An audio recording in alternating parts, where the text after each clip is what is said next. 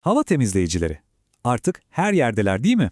Peki gerçekten işe yarıyorlar mı? Yoksa sadece şık tasarımlı pahalı bir vantilatör mü bunlar? Bu cihazlar hakkında o kadar çok şey söyleniyor ki insanın kafası karışıyor. İşte bu bölümde tüm bu karmaşayı bir kenara bırakıp eviniz için doğru karar olup olmadığına birlikte bakacağız. Sonunda her şey netleşecek. Şimdi size doğrudan bir soru sorarak başlamak istiyorum. Evinizdeki havanın ne kadar temiz olduğunu düşünüyorsunuz? Yani şöyle bir durup düşününce genelde en büyük tehlikeler o göremediklerimizden çıkıyor değil mi? Şu an oturduğunuz odada ya da yatak odanızda soluduğunuz havanın kalitesinden ne kadar eminsiniz? Gerçekten. Hadi o zaman hemen konuya girelim. Yol haritamız oldukça net. Önce şu görünmez tehlike neymiş ona bakacağız. Sonra temiz hava üçgeni diye bir kavram var, onu konuşacağız.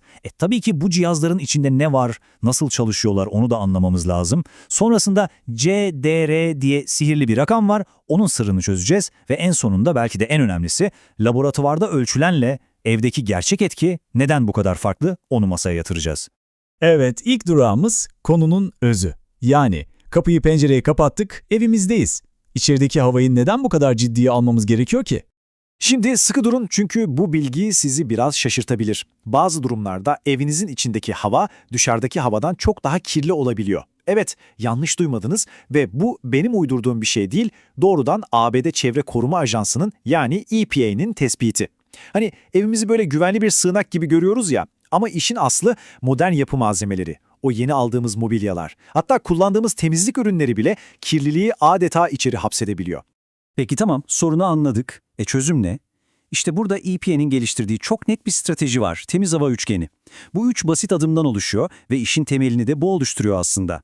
Özellikle hava temizleyicilerinin bu büyük resmin neresinde olduğunu anlamak için bu üç adımı bilmek şart. İşte o meşhur temiz hava üçgeni karşımızda. Dikkat ederseniz hava temizleme yani o cihazların yaptığı iş üçüncü ve son adım. Çünkü en iyi sonucu almak istiyorsanız bu üçünü birlikte düşünmeniz gerekiyor. Hadi şimdi her birine şöyle hızlıca bir göz atalım. Birinci ve açıkçası en etkili strateji bu. Kaynak kontrolü. Yani sorunu kökünden çözmek. Şöyle düşünün, odaya sürekli duman sızdıran bir soba var diyelim. Siz gidip en pahalı, en son model hava temizleyiciyi alıyorsunuz. Bu neye benziyor biliyor musunuz? 6 delik bir kovayı sürekli suyla doldurmaya çalışmaya. Anlamsız. Önce o deliği kapatmak, yani kaynağı kesmek lazım.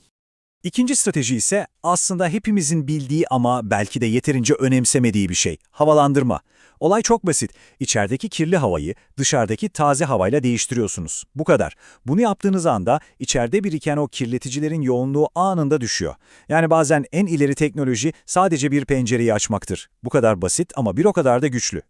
İşte bu cümle bence tüm konunun özeti. En can alıcı noktası. Hava temizleyiciler evet yardımcı bir çözüm ama asla ve asla kaynak kontrolü ve havalandırmanın yerini tutmazlar. Onları bir sihirli değnek gibi düşünmeyin. Onlar daha çok siz ilk 2 adımı attıktan sonra sahneye çıkan, geriye kalan inatçı kirleticilerle mücadele eden bir destek kuvveti gibi. Peki gelelim şu meşhur kutuların içine. Havanızı temizlediğini söyleyen bu cihazlar aslında tam olarak ne yapıyor? Hadi gelin şu teknolojiyi biraz daha yakından tanıyalım. Şimdi havada uçuşan o toz, polen, küf sporu gibi minik parçacıkları yakalamak için temel olarak 2 ana yöntem var. Birincisi lifli filtreler. En bilineni HEPA filtreler. Bunları mikroskobik bir balık ağı gibi düşünebilirsiniz. Hava içinden geçerken partikülleri fiziksel olarak yakalayıp hapsediyor. İkincisi ise elektronik sistemler. Bunlar da daha çok bir mıknatıs gibi çalışıyor. Partiküllere bir elektrik yükü verip sonra onları metal bir plakaya doğru çekiyor. Çat diye yapışıyorlar. İyi de peki ya o göremediğimiz şeyler? Yani gazlar, kokular, kimyasallar, onlar ne olacak? İşte o noktada da genelde aktif karbon filtreler devreye giriyor. Bu filtrelerin yüzeyini milyonlarca minik gözenekli bir sünger gibi hayal edin. Hava içinden geçerken o kötü koku ve gaz moleküllerini bu gözenekler adeta emiyor ve içine hapsediyor. Ama tabii ki bu karbon filtreler de kusursuz değil. Birkaç önemli sınırı var. Birincisi, her gazı aynı başarıyla yakalayamıyorlar. İkincisi, o sünger benzetmesini hatırlayın. Her sünger gibi bunların da bir kapasitesi var. Dolduğu zaman dolmuştur. Ve bu da bizi en önemli noktaya getiriyor. Düzenli olarak değiştirilmeleri gerekiyor. Yoksa orada duran ama hiçbir işe yaramayan bir kömür parçasından farksız olurlar. Şimdi Bir hava temizleyici almaya karar verdiğinizde karşınıza çıkacak en önemli teknik terime geldik. Eğer kutunun üzerinde yazan tek bir şeye bakma hakkınız olsaydı kesinlikle buna bakmalısınız. KADR yani açılımıyla temiz hava sağlama oranı. Bu rakam bize ne söylüyor? Çok basitçe bir cihazın belirli bir sürede ne kadar temiz hava üretebildiğini. Yani hem hızını hem de verimliliğini bir arada ölçüyor. Yüksek KADR demek daha hızlı ve daha çok temiz hava demek. Kısacası cihazın motor gücü, beygir gücü bu rakamdır. İşte bu grafik aslında her şeyi anlatıyor. Bakın, odanızın boyutuna uygun, yani yeterli CDR değerine sahip bir cihaz kullandığınızda havadaki partikül miktarındaki düşüş ne kadar bariz. Ama odanız için çok küçük kalan, yani CDR'ı düşük bir cihaz seçerseniz, sonuç neredeyse hiç cihaz kullanmamakla aynı. Arada neredeyse fark yok. Demek ki neymiş? Kritik olan, odanızın büyüklüğüyle cihazın gücünü, yani CDR'ını doğru eşleştirmek. Peki, geldik belki de en kritik konuya. Bir cihazın kutusunun üzerinde yazan o parlak rakamlarla sizin oturma odanızda yarattığı gerçek etki neden birbirinden bu kadar farklı olabilir? Aradaki fark nereden kaynaklanıyor? Şimdi verimlilik diye bir şey var. Bu laboratuvarda ölçülen bir değer. Yani havanın filtreden tek bir geçişte ne kadar temizlendiğini gösterir. Hani şu gördüğümüz %99.9 gibi iddialı rakamlar var ya, işte o verimlilik. Ama bir de etkinlik var. İşte bu gerçek dünya. Yani o cihazın sizin odanızdaki havayı zaman içinde gerçekten ne kadar temizleyebildiği. Ve işin püf noktası da bu. Çok verimli bir cihaz eğer yanlış kullanılırsa hiç ama hiç etkili olmayabilir. Peki bu fark neden kaynaklanıyor? İşte size ilk sebep. O kutuların üzerinde gördüğünüz yüksek performans değerleri var ya, onlar neredeyse her zaman cihazın en yüksek fan hızında, yani en son ayarında yapılıyor. Bu aynı zamanda cihazın en gürültülü olduğu ayar demek.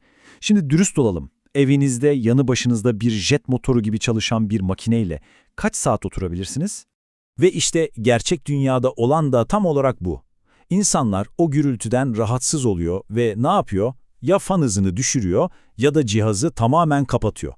Ama unuttuğumuz bir şey var. Fan hızını yarıya indirdiğinizde o meşhur KDR değerini, yani cihazın temizleme gücünü de neredeyse yarıya indirmiş oluyorsunuz. Sonuç, etkinlik yerle bir oluyor. Gelelim ikinci büyük gerçek dünya problemine, yerleştirme. Cihazı alıp odanın bir köşesine, bir koltuğun arkasına, bir perdenin dibine sıkıştırdığınızı düşünün. O zaman ne oluyor? Cihaz odadaki havayı düzgün bir şekilde çekip temiz havayı dağıtamıyor.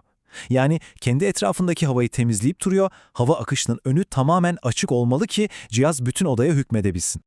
Ve şimdi belki de en can alıcı soru, filtrenizi en son ne zaman değiştirdiniz? Çünkü unutmayın, tamamen tıkanmış, kirden katman bağlamış bir filtre, işini yapamayan bir filtredir. O noktadan sonra çalışan cihazın etkinliği neredeyse sıfırdır. Sadece elektrik harcar. Yani bakım en az cihazın kendi kalitesi kadar, hatta belki daha da kritik.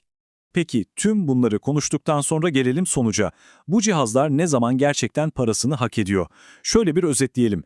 Eğer astım, alerji gibi belirli sağlık hassasiyetleriniz varsa, cihazı doğru yere koyup sürekli ve doğru ayarda kullanacaksanız, o meşhur üçgenin son adımı olduğunu, yani kaynak kontrolü ve havalandırmadan sonra geldiğini unutmayacaksanız ve tabii ki odanızın boyutuna uygun KDR değerine sahip bir cihaz seçeceksiniz, işte o zaman evet, kesinlikle çok ama çok değerli bir yatırım olabilir. Ve kapanışı sizi üzerinde düşündürecek bir soruyla yapmak istiyorum. Asıl çözüm o kutunun içindeki ileri teknoloji mi, yoksa bizim evimizdeki basit alışkanlıklarımız mı? Belki de tüm olay en pahalı, en yeni cihazı bulmaya çalışmak değil de o bahsettiğimiz temiz hava üçgenini bir yaşam tarzı olarak benimsemektir. Ne dersiniz? Belki de en iyi teknoloji ancak doğru alışkanlıklarla bir araya geldiğinde gerçekten bir anlam kazanıyordur.